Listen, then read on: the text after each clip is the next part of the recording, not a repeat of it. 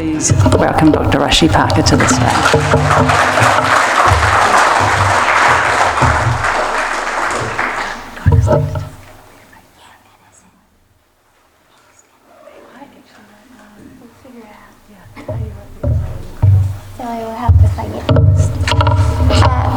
Kia ora whānau. Sweet. I just wanted to know how to go back and forward. Oh, the clicker. On the clicker. Yeah. So that just push the okay to go back. Awesome. Yeah, I can't see from back there. Kia ora whānau, thank you so much for having me, and thank you so much to the organising committee. Zoe, Soph, John, everybody, you've just done an incredible job bringing all the folk together and all these different voices back for the Manukau, so thank you so much for that. I'll try stick to time, but we all get so passionate, don't we? It is a real honour to be here on behalf of Birdcare Aotearoa. Many of you, actually, quick hands up. How many of you guys know about Birdcare, or have been to Birdcare, volunteered at Birdcare, rescued for Birdcare, donated for Birdcare? I mean, honestly, it's the reason that this place exists is because of this wider whānau and this hapori. We are on the shores of the Manukau, and so when I first met you at one of the wānanga, you talked about the waiuhua pūrako of why it's called the Manukau, of when the Tainui Waka first crossed the isthmus, and the deafening voices of the Manu, or the Manukau, and it's an honour to be here on behalf of the legacy of the late Jocelyn Grattan, who left her house, her land, to the people of Auckland to have a wild bird sanctuary. We are Auckland's main native bird hospital. It's Department of Conservation permitted, so we work now exclusively with native and endemic species. Although this talk's all about seabirds, please know that we do all of the adorable fluffballs. Eva, who is in the room over there, is an incredible photographer, and Eva comes in and does wonderful work in the clinic, but also captures these beautiful manu in some of their times of need, and you've really got this touch, Eva, of bringing in the compassion of the team as much as it is the condition of that manu, and kind of restoring that mauri back is all what we're trying to do. We are funded by grants and donations, and like many other charities right now, we're really struggling in an economic recession. So if you're a company or you know of companies, we'll get back to this because it's an interesting space, but yeah, keep your eye out on us. So what we do at Birdcare Aotearoa is all about species-dependent care, because this suri shearwater is very different to a buller's shearwater in terms of its feed, its habitat, its biological needs. And if we can't address its needs, what are we doing with its rehab journey? Do you know what I mean? So this is, again, one of Eva's beautiful photos. Who am I? And earlier this morning I had to go into the hospital, and we've got a buller's shearwater whose beak profile looks like that. Again, vulnerable, declining species, and we'll talk about light pollution in a bit. So what we do is all in very clinical space. Whai Kathy, most of you have met Whai Kathy. She's one of the most exciting and energetic people. Kathy describes this whole place as akin to a human hospital. So when you go into emergency care, what do you need? First of all, pain relief, oxygen ventilation, the right kind of food, and supplements and medication, and that's what we do.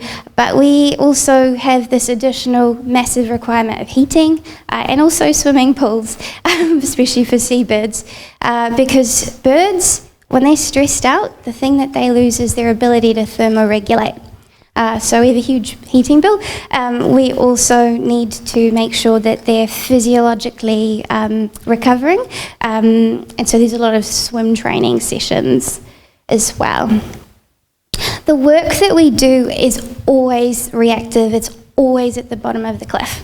And what we can do is tell our whānau how the different ways that the manu are coming here, because then we can address those root causes right up there, make our workload easier for us, the teamwork, crazy hours, incredibly long and dedicated workloads, just make it easier for us. There are enough cats free roaming and catching little piwaka waka and whatever else, while we also have to deal with these. So help us out in many different ways. But here I'll just talk about, so we've got many different ways that the bird casualties are coming in, and today I'm just going to focus on 3, just in the interests of time, but we can sit here for like a whole lecture if you want to know how we're killing our birds. Eva, yet again, beautiful picture. These are bycatch casualties. This is very important in both the Manukau, but also on the Hauraki Gulf.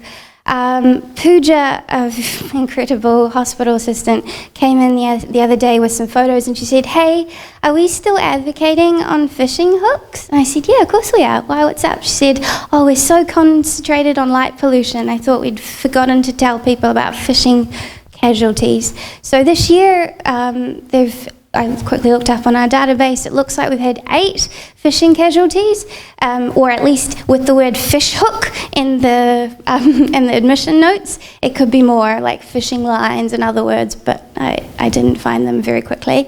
There was a spotted shag, very, very endangered. There was a kawauapaka who is a taonga to te kaora maki, and several other incredible manu that have been caught up in the way that we interact with the moana. It's pretty graphic, and they're not always recoverable. There's some of the superficial ones, the team are incredible and they recover them, but the internalized injuries you just cannot recover from. Poor recreational interactions are another big cause for casualties.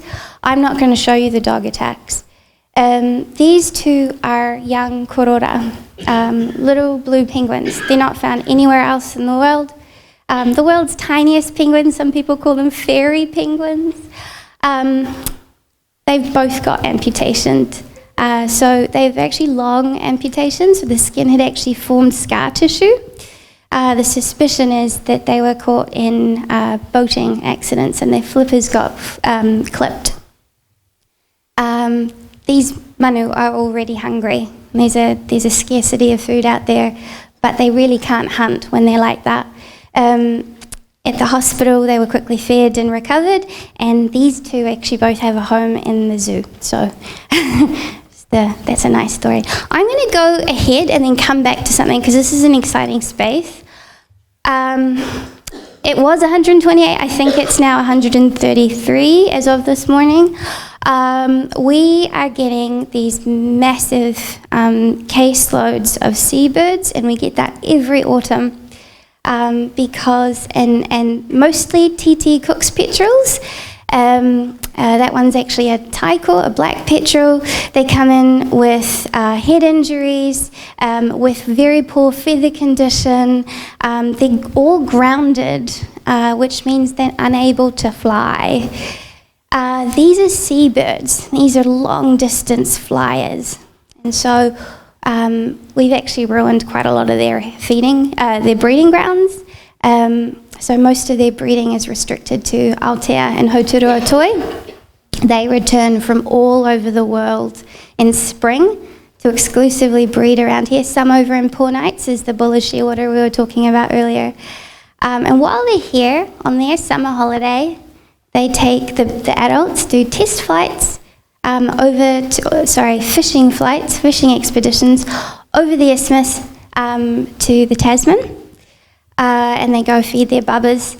About 10 days before their babies are about to fledge, the adults leave and they go back out to the other side of the Pacific, the Northwest Pacific. Someone was from California, someone might be from Chile, that's where they're going. The little fledglings, little fluff balls, they've got 10 days without their parents, and then they start to embark on their maiden voyages. And that's them coming across the harbour, over from the Hauraki down to the Tamaki, to the Tasman. And, This is where we're getting them. We have a very brightly lit city. It's dazzling, we're so proud of it. But what we've basically done is created these very dazzling runways that disorients them during their nocturnal flight paths.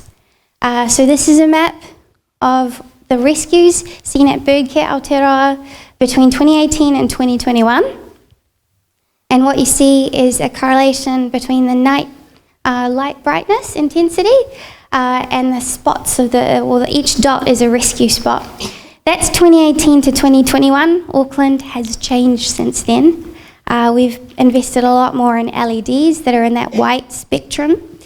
We've had much higher infrastructure going up, and we've done a lot more in actually altering the brightness of the night sky, or should I say the darkness of the night sky. None of these birds can fly when they're grounded. They're kind of stuck between human infrastructure. They're in a risk of starving, dehydration. They can't fly, so they can't get away from predators or your car. And the incredible people of Auckland bring them into the hospital. This is another one of Eva's beautiful photographs. And this is where the story gets interesting. So we had a little hui earlier this month on the 1st of May, and we invited, a bunch of counsellors, we invited fellow conservationists, engineers were in the room, and we invited Sky City, Ports of Auckland, and Victor Harbour Lights. They didn't come. But we also had reporters in the room. So it's very interesting what happens when there are reporters in the room, and they're just objective people asking good questions. And since then, I'm really excited. In the last couple of days, we've had some really exciting discussions with Sky City, who own the tower, Victor, who own the harbour lighting displays, and they're quick to say it's not our bridge, it's not our lights, it's an Auckland Council, Waka Kotahi, Victor story. And basically we said, guys, the lights, it's about colour spectrum, it's about intensity. Also, we're poor. Nobody gave us a giant check yet, but Victor just made a commitment to drop by 50% the intensity of the light over the key breeding periods, which is huge. And then our really great friends at Waitakere Dark Sky Project, Gareth Davies is like Kathy Nielsen, but male, and he writes beautiful letters, and he said, help these guys out and we will feature you on Dark Sky International to the casino company. And so they were like, oh, hang on, we need to get LEED certification. And so that kind of stuff came in. So then Sky Tower said to me, hey, what if we turn the lights off for one night? You choose a night in the year, why don't we turn the lights to black? As a conversation piece. And then Victor said, oh, if they're doing that, we're friends, let's do it for the weekend and we'll dim them. So the conversation's about Conservation Week, which is the first week of September. They're not going to give us a week. Maybe you guys could pressure them to give us a week. But the story was, just for that weekend, let's have Auckland's flagships turning off their lights. And people will be asking, what was that about? Was that a blackout? And it isn't a blackout, guys. It's about us thinking about our interaction with Te Taiao, but also in the hopes that Sky City will help us out with a fundraiser through that. He said, can we get Gareth and his telescopes up the top of the tower to do a viewing on a black lit night, and we'll get our friends to turn the lights off too. So suddenly it's about a movement. It's not about accusations, it's about getting people talking. And I just love it because it's all of you guys being part of that story. This is what happens. There's a long rehab story and there's lots of subcutaneous injections and it's pretty gnarly stuff. But at the end, these manu get returned back to the moana. Tiggy from Piha Dark Sky actually caught this photograph, and I think it's wonderful because these are two of our hospital team and they're absolutely shattered. They've had, I think at this point, 14-hour days, I think 4 in a row. This is just before Easter. And look at Katie's face as one little titi flies off and then this other little titi's about to go. Simon Runting's caught some beautiful photos. He's actually taking some images tonight. I'll invite you in a second. Ash, one of our volunteers, was teaching one of the Western Park Rangers how to release a titi. The titi liked Roy more than it liked the moana. So we're like, oh dear, don't get habituated to humans, but gosh, that was funny. Tonight, we have 3 Taiko black petrels. For the bird nerds out there, these all conservationists, these are 3 incredibly rare petrels. They're highly endangered. This week, we've had 6. I think maybe even a 7th came in within 3 nights. We've had some interesting stories behind all of them, and I can tell you off the record, not when I'm being videoed, of humans trying to do well. And public rescuers thinking that they knew what they were doing. And Mr. Google is this terrifying thing. So please, if you ever find one of these manu, and it's unusual because you're like, what is this weird bird? Someone called it a weird limping baby gull, and it's not a weird limping baby gull. It's a long haul flyer. It's not used to walking on tarmac. Thank you for calling us with the weird limping baby gull. We could tell them what to do. Doc has a 24-hour hotline, and so they are happy to give advice all the time. Don't feed them. Bread, eggs, and milk was somebody's like weird Facebook story answer to something. That's excellent French toast. It's not for birds, especially not for carnivores. Yes, we have these 3 manutai. They're being released tonight. If anyone wants to join us, this is a problem when I say this and then like a village turns up at Mercer Bay. But you know what? We all deserve it. So if you want to be part of something really incredible, there'll be 2 or 3. The last one's just getting a swim test at 1 o'clock. So we meet just at Log Race Road at the end of Mercer Bay Loop. They will have to be released at sunset for photos. No, I'm kidding. That's just their biology. They are nighttime flyers. They're trying to avoid predators, the diurnal predators and the nocturnal predators, so they fly in that dawn to dusk period. Okay, so why do we care so much about seabirds? These are internationally in decline as a group. One of the most the biggest threats to biodiversity loss in the world is these manutai.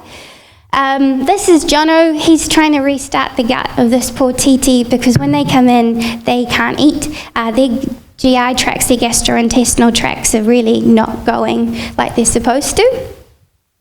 Over here, Kat and Trini are teaching a seabird how to swim because with poor feather conditions under the stress and the weird chemistry of being on human infrastructure, their feathers lose their ability to repel water. This guy is it's a 200 or 180 to 200 gram bird. 180 to 200 gram bird that can't hold off water is a huge drowning risk. So I found that very existentially creepy that like a seabird can't swim. But if we go back to economy, because I'm sure there are people with dollars in the room, Spain fought a 2-year war to gain control of atoll islands that were rich in guano deposits. That was pre-industrial fertilizer, but that was a 2-year war. In Aotearoa, we have this free fertilizer coming in every year and going across the moana and over the whenua, across our regenerating ngahere. And why are we not doing more to protect free fertilizer? It's not just about fertilizer. I'll be really quick, sorry. It's also about the microbiome of these birds. They come with bacteria and unique, microbiomes. Chris Gaskin from the Hoturu Sporters Trust pointed out that maybe treatments for Kori dye. Oh, this is a shot from Arataki Visitors Centre. For any of you that know it, it's beautiful. It also shows just how close we all are. Wonderful. Chris said, point out that treatments for Kori dieback may be developed by thinking about those nutrients and maybe even the microbiome that's lost as we lose seabirds from these areas. And that's just a really interesting thought. So what is a responsible interaction with the harbour? And honestly, sometimes it makes, at least from what we see at the hospital, some of the things that we're so proud of with how we interact with the moana, is that just turning around and biting us back in the behind as poor Donald has just hooked himself. So it's about responsible fishing practices. Seabirds are very intelligent, relatively intelligent. They can learn. And so when they've seen a fishing vessel, they've learnt that there's food there. And so some people have said, oh yeah, but I feed them over here, and then I fish over here. And, oh, okay. The other person doesn't know that. And also, these birds can dive like 6-7 meters down. They can go under your boat and get the food on the other side. So please set and retrieve gear responsibly and quickly. Dispose of all waste. Be conscious with boats and dogs on leash. And then responsible outdoor lighting. I've just got to do a big tautoko out to the dark sky program. These guys are incredible champions. What you see is Aotearoa and the sky brightness map. And what you see is Tamaki Makaurau as a shining gem of light, which, as I said, is amongst a seabird hotspot, a breeding hotspot. But what's really exciting is the Waitaki Ranges local board and the council are behind this of the Waitaki Ranges being a dark sky, internationally acclaimed dark sky, or accredited dark sky space. What does that mean? It's in responsible lighting. It's not in, well, you guys look them up because they're incredible. I don't need to go into what they do, but yeah, do look it up because it's wonderful. We're seeking environmentally conscious business partners, so feel free to reach out to us. We also have a little give a little. That PwC tower spot was very important for our hui, and so thanks heaps to Pathfinder, who were like right up there and said, yeah, sure, you can use our boardroom for a bird's eye view on the issue at night. We're talking to Ports of Auckland about these. Sometimes it's about safety, but I don't quite understand why we've got these giant beacons of light it's actually a status symbol at that point. So Birdcare is in a financially fragile position without an alternative dock-permitted hospital for mainland Auckland. We're increasingly getting rescues from across the motu as well, so we really need to stay in operation for everybody. And back to the kaupapa of the Manukau Harbour Forum. It's about sharing knowledge and working together. Thanks to our supporters for the different ways that they help us out. I really like GREE heat pumps because I said, oh, we've got a giant power bill. And they said, look, we can give you a really energy efficient heat pump. It's called a Feel. And I was like, oh, that's awesome. It's named after an endemic duck, yes. And Crafty Baker down the road, if anyone loves their bread, don't feed it to the ducks. Just eat it. And Dinesh is actually going to run for us in a chicken costume or something like that. Anyways, so it's really about community. And so thank you so much for being here. And I'm happy to take questions or meet you outside.